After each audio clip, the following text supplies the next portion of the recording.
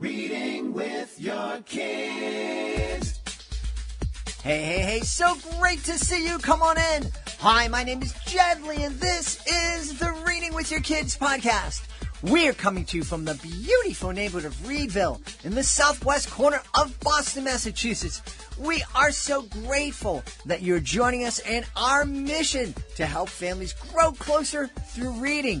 Please be sure to subscribe to the show on the iHeartRadio app, on Apple Podcasts, Amazon Music, Spotify, Google Podcasts, Stitcher Radio, wherever you find your podcasts. Our guest today is June Akers. She's here to celebrate her beautiful middle grade novel, Riley Madison. Hey, before our guest comes in, we gave a sneak preview of the Solve It for Kids podcast here on Reading with Your Kids, and it was so popular, it's like spun off. It spun off into its own thing. And my buddy, our dean of all things STEM and STEAM, Jennifer Swanson, is here to tell us a little bit about what's going on with this great new podcast. Hey, Jennifer, what's up?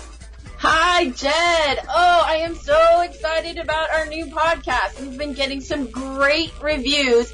Everybody wants to find out what's going on and meet and listen to some of our scientists and engineers. We have done how do you map an underwater forest? Yeah. We have done how do you cut a person in half safely, of course. Yep. Mm-hmm. We have talked about improving your connection with water by going on a water walk, and we have watched Vanessa Brantley Newton create illustrations that come to life. I took a water walk with my amazing niece. We had such a great time. I didn't fall into the water, but it was really, really fun. And I love the fact that all of our guests are giving our wonderful listeners challenges, really fun challenges that they can do together as a family. And that's so cool. Hey, tell everybody where they can find Solve It for Kids, because it's not on the Reading with Your Kids podcast. It's its own thing.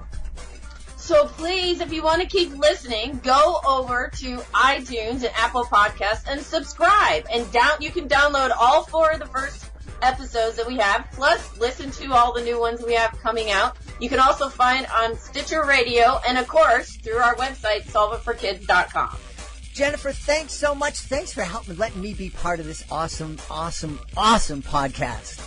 Well, we make a great STEM team, don't you think? Absolutely. All right, join us over at solveitforkids.com. Joining us right now from right outside of the great city of Atlanta in Georgia. She is here to celebrate her debut book.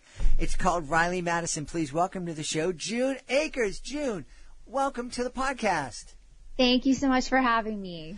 I'm excited to have you here. It's always wonderful celebrating a debut book. Before we talk about Riley Madison and what families can experience, I want to know what it was like for you to experience when that first author copy of your book that you had worked so hard on arrived at your home. Oh my goodness.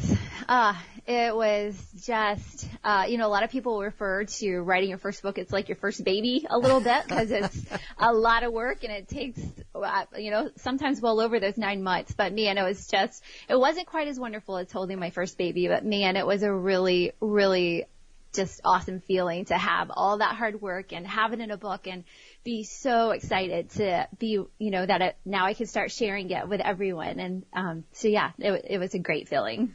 Yeah, I love what you just said because I think that is the essence of writing and why it is so wonderful and why the writing community is so wonderful. It's all about sharing this story, about sharing this message, sharing. It's all about sharing. Yes, for sure. Yes, because I was an elementary school teacher and a mom, and I was so happy in those 2 roles. And I really hadn't planned on being an author. And I just one day I with my little girl, she and I have had quite the journey because she has a very active mind and she wouldn't sit still and very forgetful. And I just remember, in my heart, one night I was praying for her and asking for guidance and just how do I be the mom to this little girl that she needs. And I just remember feeling like in my heart, God answered my prayer of, you're going to make it. And one day you're going to write her story because other moms and other kids need to hear about your journey. So that's how it all started. So it was years. It's been 8 years since I prayed that prayer that one night. But yeah, that's exactly how I feel. I'm so excited that now's the time that I'm, getting to share and, to share our story to help, hopefully other parents and other kids with all the stuff that my Riley and I have learned. I really love, and again, I don't mean to keep pushing off talking specifically about Riley, but I really love that prayer that you prayed and asking, how can you change to be the parent that your daughter needed, as opposed to what I think so many people do is pray, hey, can you really help that person? That person's really annoying. They're driving me crazy. And Lord, could you please help them? You instead turned it back and said, please give me the strength that I need to change to be what that person needs. Absolutely. And that's with everything, not just kids. That's with a marriage and all of it. Friendship, a lot of times we have to look in the mirror and, sometimes it's really us. So that needs the work. And when we start changing, then we notice everything seems to start doing better. And she started, when I started reacting better, she started reacting better. And so absolutely. I think it starts with us. So. Yeah. Well, and even when it isn't us, we can't change them, but we can change us. And that's something, I think that's something that we forget a lot is, we might want to change somebody else, but we can't. We can change us, and that's hard enough. So absolutely. If we focus on that. Wow. Yeah. Well, let's change the focus of our conversation and get back to Riley Madison. Who is this delightful character we're going to meet? Oh my goodness. So Riley Madison is this fun, loving, creative little girl that she is, she's got the sweet spirit and she always starts to do the right thing. But then she gets distracted. So in the book, you will see her go through her day and, so she's like at the beginning of the book, she's going to go brush her teeth because that's what she's supposed to do. And then she pulls out her drawer and she finds face paint. And before she knows it, she's got her whole face, painted. And so that's the fun thing about her.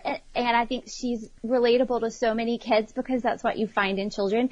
A lot of times they're not really trying to be disobedient. They just have these beautiful brains that are, they're sponges. And when they see something, they get distracted, and it's not like they mean to be disobedient. They just got distracted. And so that's what you're going to find with this story with Riley Madison. She's all the time, she just gets easily distracted and finds herself in so many fun, hilarious situations. And yeah, that's kind of where the story is. So Riley and I, based on these stories, we had to figure out, all right, Riley, and this is going outside of the story back to real life with me and my own Riley. We had to sit down and figure it out because I realized, okay, my little girl is not really trying to be disobedient, but she's having a really hard time getting stuff done. So she and I would sit down and we would brainstorm. And finally one day I was reading, because I read a lot because I was a first-time mom. Riley's my oldest. And I read a lot, and I remember reading one way to help children stay on task is to have a little list with them. And so Riley and I got a big whiteboard and we started making lists. And so she would, before she came down for dinner, she would have her list when she would go up to get ready for bed at night, she had a list where she was supposed to, do all of her certain things, and she was not supposed to come down the stairs until her list was done. So even if she did get distracted with face paint, she would go back to her list and be like, oh yeah, I was supposed to be brushing my teeth. And then she would go get her teeth brushed, and that changed our world, changed our home environment so much with her learning to make these lists. And then she felt really proud of herself because she was accomplishing her list. Even though sometimes she would still get distracted, the list would bring her back. Wow. And one of the things that I absolutely love is that you the way you describe Riley in the book, and I'm imagining Riley in real life, was she always starts to do the right thing. Yes.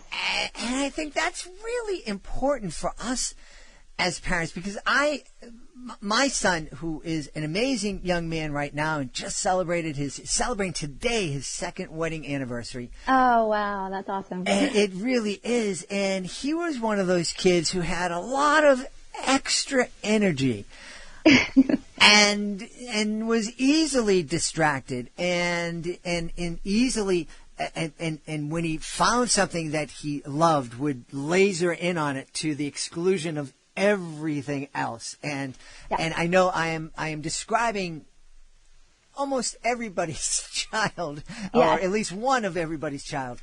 And so I think it's really important for us to remember that they always start to do the right thing. And so their heart is in the right place, but they're, they get distracted and they get sucked into these vortexes. And it's great when we can help them find tools to help them get things done. Absolutely. And that's where I feel like the heart of these books, this Riley Madison is the first book. But yes, these are strategies and tools to help kids. And the funny thing is that they're strategies and tools that I use as an adult.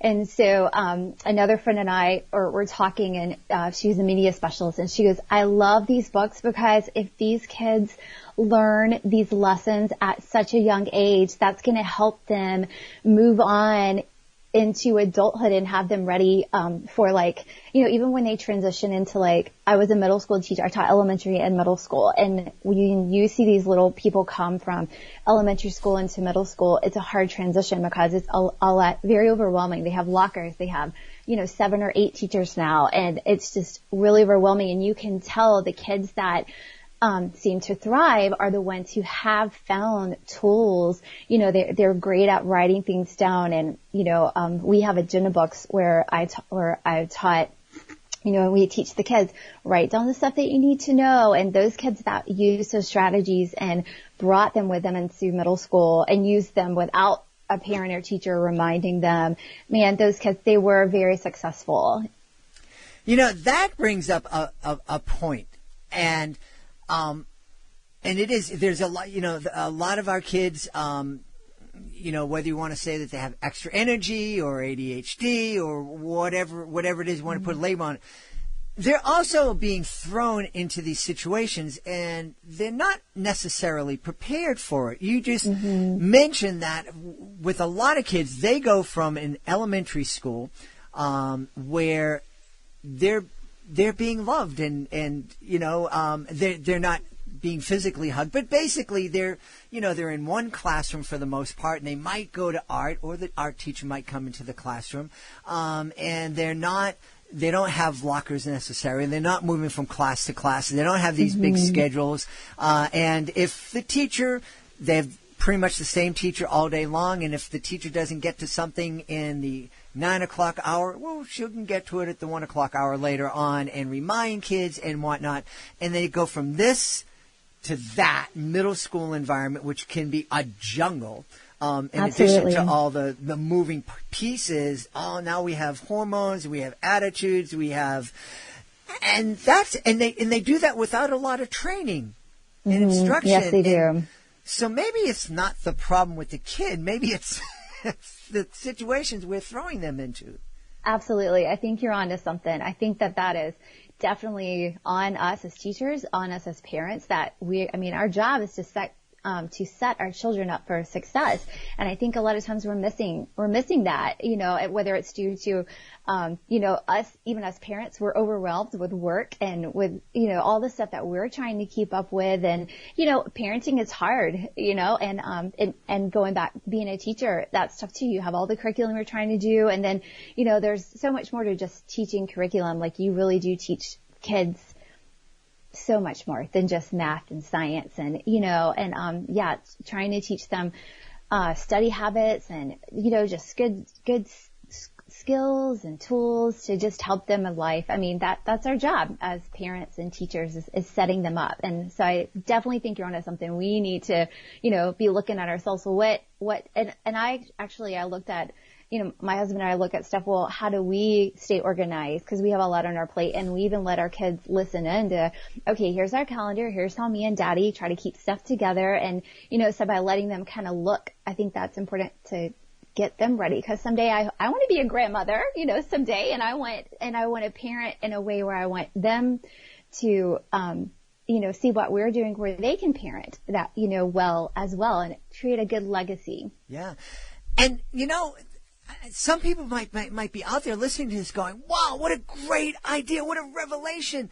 But the reality is that's how our grandparents and great-grandparents, for most of human history, kids didn't go to this institutional school. They learned with their mentors or with, a master or with their parents, and they were in on things, and they were working with parents. So the way kids are being educated isn't necessarily natural, I think.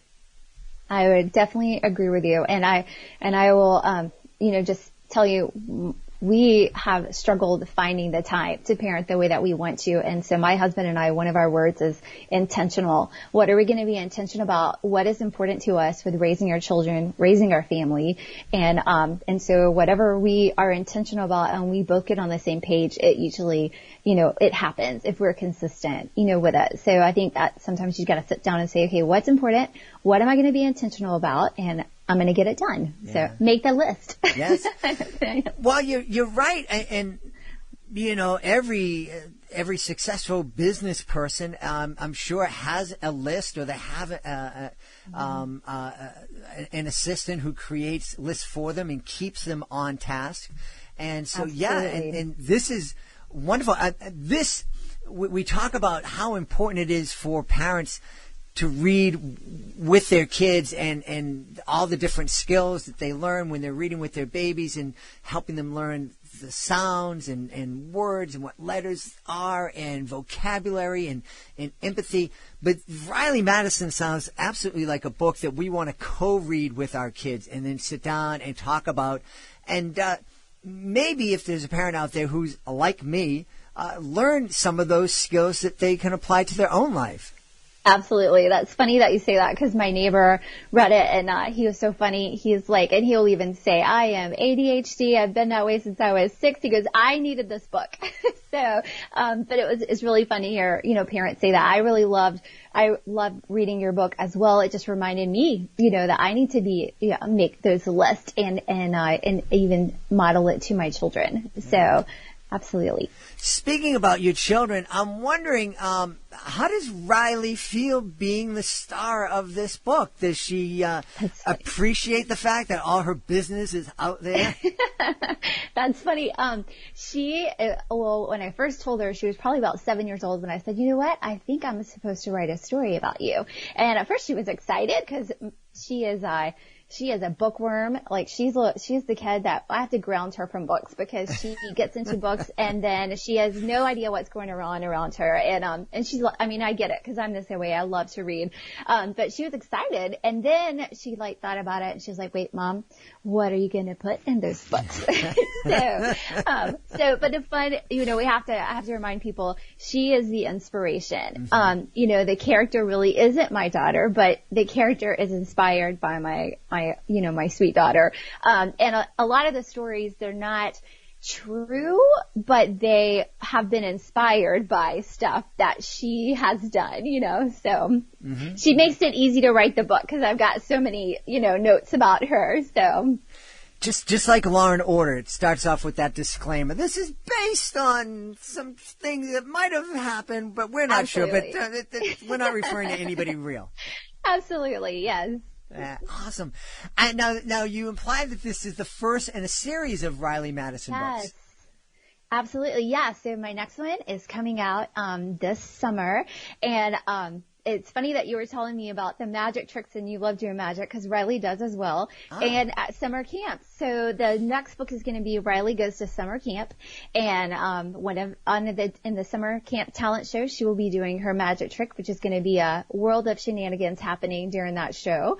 And the superpower that she's going to be learning about is time. We're learning on managing time.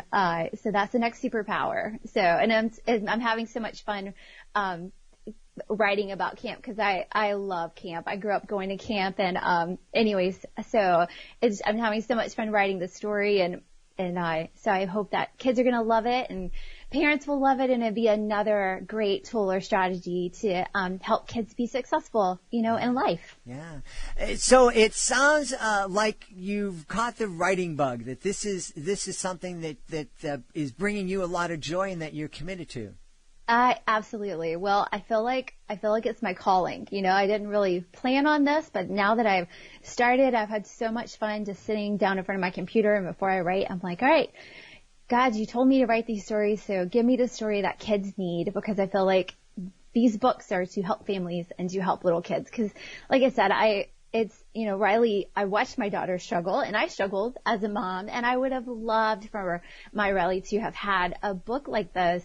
They're written in Junie B. Jones, funny chapter books, but they have such great skills and tools that kids need, and one thing I love about them is that they're tools that kids can use the rest of their life, So that I love writing these books, and I love the heart behind it. I love helping families and absolutely helping kids, because kids are my heart. So, as you're using that word skills, and that there are so many skills that kids can learn, I'm reminded of one of our favorite guests, Dr. Ron Melmed, who is a clinical psychologist and works with kids with all sorts of issues.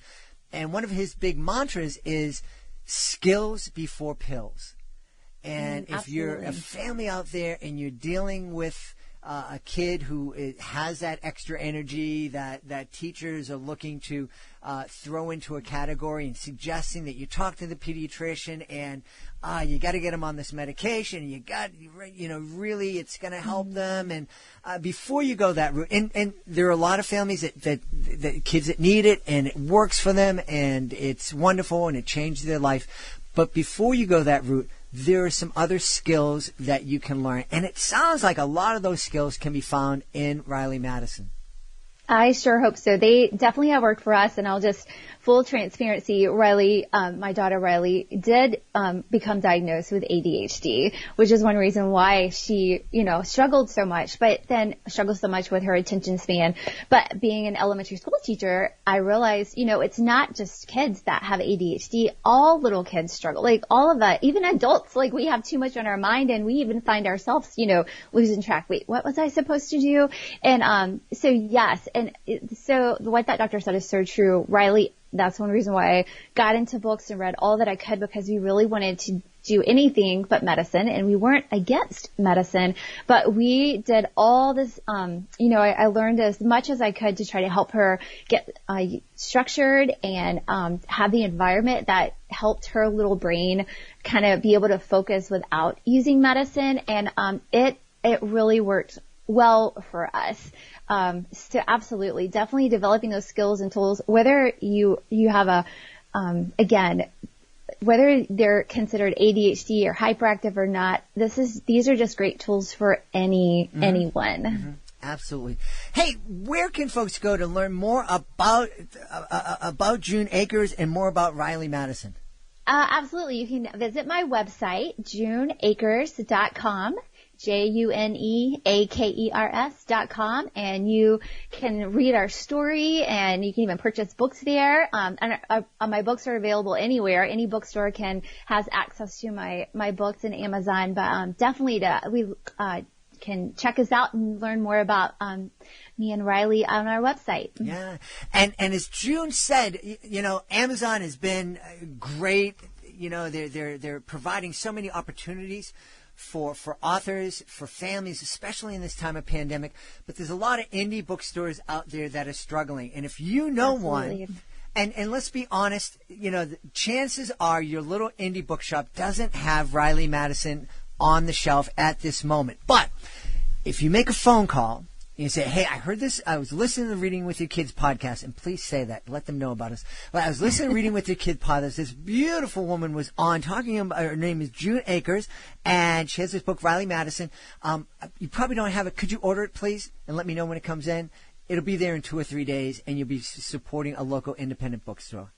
Absolutely. I've already had friends that did that with our local bookstores here because they wanted to support them. So, and that's exactly how it worked for her. Yep. So. Yep. And the neat thing is that if they have one phone call for Riley Madison, then they'll probably order 2 books and put one of them on the shelf. Love it. Yes. Make those phone calls. Hey, we've had a great time speaking about skills, speaking about family, speaking about love. That's what this conversation has been about. We're talking about skill, but we talked going back to that prayer. It wasn't God, tell me what skills I need to teach my kid. It was God, tell me what I need to do to be a better parent for my daughter. And so that's what this book is, ultimately what this book is all about. And I think it's ultimately what can help, what it can bring to your family if you bring it into your family library and share it with your kids. We've had a great time speaking to the author, June Akers. June, congratulations on your first book, and thanks for being on the show. Oh, my goodness. Thank you so much for having me. Please be sure to join us for the next edition of the Reading with Your Kids podcast. Our guest will be Hillary Robinson. She'll be here to celebrate 10 little yoga frogs. That's the next episode of the podcast. If you are the author of a fantastic children's book, we would love to have you as a guest. Being a guest, it's fun, it's easy, and it gives you the chance to tell thousands of people about your fantastic children's book. And best of all, it doesn't cost you a thing. No need to hire somebody to facilitate your show. No.